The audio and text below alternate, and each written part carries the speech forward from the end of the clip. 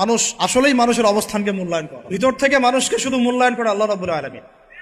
না হলে কি হতো, এই যে এত অন্যায় আমরা করেছি, আল্লাহ পাক কি আমাদেরকে ছেড়ে দিয়েছেন, ফেলে দিয়েছেন, গজবে ধ্বংস করে দিয়েছেন? এই যে আল্লাহ পাক যে আমাদেরকে মহব্বত করেন, ভালোবাসেন, তার প্রমাণ এগুলো।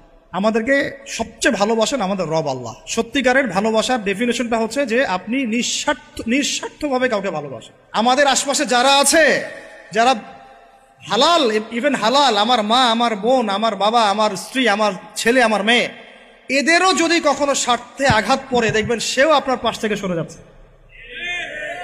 এমন হয়নি কখনো?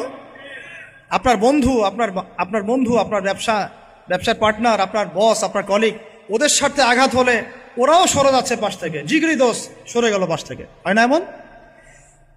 ভালোবাসা দুই প্রকার, বলেন কয় প্রকার? আমার সাথে বলেন, এখানে শেষ করে দিব 10টা মিনিট। ভালোবাসা কয় প্রকার? একটা হচ্ছে নিঃস্বার্থ ভালোবাসা।